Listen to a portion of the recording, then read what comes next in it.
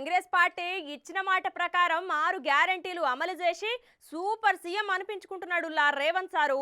జనాలకు ఇచ్చిన మాట కోసం సీఎం అయిన కాడికెళ్ళి ఇప్పటిదాకా ఒక్క రోజు సుత సెలవు తీసుకోకుండా వాళ్ళ మంత్రివర్గం సుత సారుకు సపోర్ట్ గుండుకుంటా పగలు రాత్రి అనే తేడా లేకుండా 100 దినాలు అని చెప్పి 90 దినాలనే జనాలకు 6 పథకాలు అందజేసిర్రు.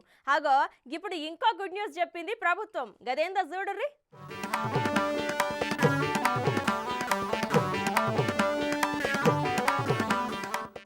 ఇక రాష్ట్రంలో టీఎస్ఆర్టీసీ ఎలక్ట్రిక్ బస్సులు అందుబాటులోకి వచ్చినాయి. మంగళవారం నాడు డిప్యూటీ సీఎం బట్టి విక్రమార్క సారు ఎలక్ట్రిక్ బస్సులను షురూ చేసిండు. ఈ సందర్భంగా ఆయన మాట్లాడుకుంటా 22 ఎలక్ట్రిక్ బస్సులు ఇలా అందుబాటులోకి వచ్చినాయి. గతంలో ఆర్టీసీ సిబ్బంది జీతాల కోసం ఇబ్బంది పడేటోళ్లు, ఆర్టీసీ ఆస్తులను కోల్పోతుందనే ఆందోళన ఉండేది.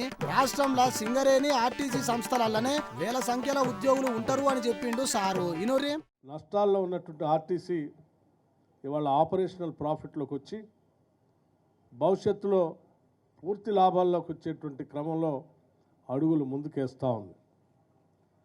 నిజంగా ఇది తెలంగాణ రాష్ట్ర ప్రభుత్వానికే కాదు, తెలంగాణ ప్రజలకు కూడా గర్వకారణంగా నేను భావిస్తూ ఉన్నాను. ఈ రాష్ట్రంలో రెండు ప్రభుత్వ రంగ సంస్థలు, ఒకటి సింగరేణి ప్రభుత్వ రంగ సంస్థ, అది కూడా దాదాపు 45,000 మంది ఉద్యోగస్తులతో ప్రభుత్వ రంగ సంస్థగా ఉంది. ఆర్టీసీ కూడా దాదాపు 44,000 మంది పైబడి ఉద్యోగస్తులతో ఒక ప్రభుత్వ రంగ సంస్థ పెద్ద ఎత్తున నడుస్తూ ఉంది. అంటే ఈ రెండు సంస్థల్ని కాపాడుకోవటం ఈ రాష్ట్ర ప్రభుత్వం యొక్క సంకల్పం, బాధ్యత. ఇది మనందరి అవసరాన్ని కూడా నేను భావిస్తాను అన్నాడు సారు. ఇంకా మాట్లాడుకుంటా టీఎస్ఆర్టీసీ అభివృద్ధికి ప్రభుత్వ సహాయం అందుతూనే ఉంటదని, ప్రభుత్వ రంగ సంస్థలను కాంగ్రెస్ ప్రభుత్వం కాపాడుకుంటది, మహాలక్ష్మిగా కీర్తించే మహిళలు గౌరవంగా బస్సులలో ప్రయాణిస్తున్నారు, మహిళల టికెట్ పైసలను ప్రభుత్వమే ఇస్తదని చెప్పిండు సారు.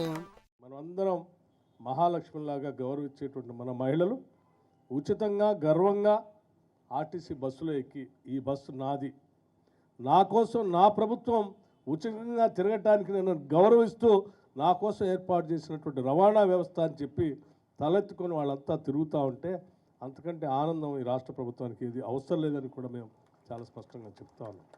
అలా తిరిగేటువంటి ప్రతి మహిళ సంబంధించిన రవాణాకు సంబంధించిన టికెట్ సంబంధించి గతంలో లాగా ప్రభుత్వాలు డబ్బులు చెల్లించకుండా మేము ప్రకటించాం, మీరు నడపండి అని చెప్పి వదిలేయట్లేదు. మేము ఎక్కే ప్రతి మహిళకు సంబంధించిన టికెట్కి సంబంధించి అనా పైసతో సహా లెక్కగట్టి ఆర్టీసీకి రాష్ట్ర ప్రభుత్వం డబ్బులు అనా పైసతో లెక్కగట్టి మీకు ఇస్తాం. ఇక అటెంకా ఒక కార్మికుడి లెక్క మంత్రి పొన్నం ప్రభాకర్ ఆర్టీసీ అభివృద్ధికి కృషి చేస్తున్నాడు అని పొన్నం సార్కు ధన్యవాదాలు చెప్పిండు సారు. మీరు మహాలక్ష్మిని రవాణా చేయటం వల్ల రాష్ట్రంలో ఉన్నటువంటి మార్కెట్లు కానీ, దేవాలయాలు కానీ, ప్రభుత్వానికి సంబంధించిన స్కూల్స్ కానీ, లేకపోతే మార్కెట్లు, అగ్రికల్చర్ మార్కెట్స్ కానీ, కూరగాయల మార్కెట్లు కానీ ఎక్కడ పోవడానికి కూడా మహిళలు పెద్ద ఎత్తున ఈ రవాణా సౌకర్యాన్ని వాడుకుంటున్నారు.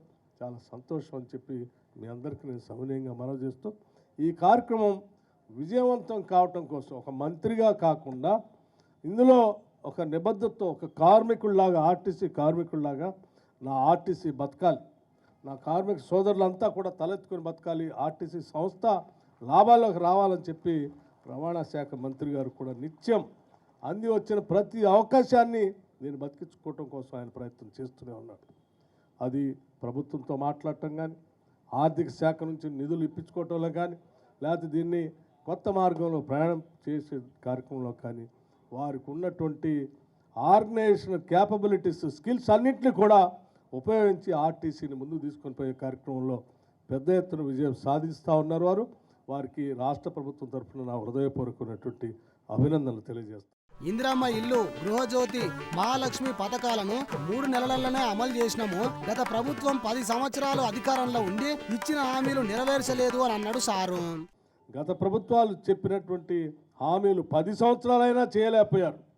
కానీ మేము 3 మాసాల్లోనే మేము ఇచ్చినటువంటి గ్యారంటీలన్నింటినీ అమలు చేసే కార్యక్రమం ముందు పోతాం. 10 సంవత్సరాలు ఇంటికో ఉద్యోగం అన్నారు, 3 ఎకరాల భూమి అన్నారు, డబల్ బెడ్రూమ్ ఇల్లు అన్నారు, ఇలా చెప్పుకుంటూ పోతే అనేక హామీలు ఇచ్చారు. కానీ 10 సంవత్సరాల్లో ఏమి చేయలేకపోయారు. కానీ మేము ఇచ్చినటువంటి మాట ప్రకారం కేవలం 90 రోజుల్లోనే ఇన్ని హామీలు అమలు చేస్తూ ఉన్నామంటే ఎంతో నిబద్ధతతో ఈ మంత్రివర్గంలో ఉన్నటువంటి సహచరులు రేంబౌళ్ళు కష్టపడి ఆలోచన చేసి నిబద్ధతతో సంకల్పంతో పనిచేస్తున్నారు కాబట్టి ఇవి మేము సాధించగలిగాం. ఇక అటే ఇంకా Khairatabad BRS MLA Danam Nagender sir కూడా కాంగ్రెస్ పార్టీ అమలు చేసే హామీల గురించి మెచ్చుకున్నాడు.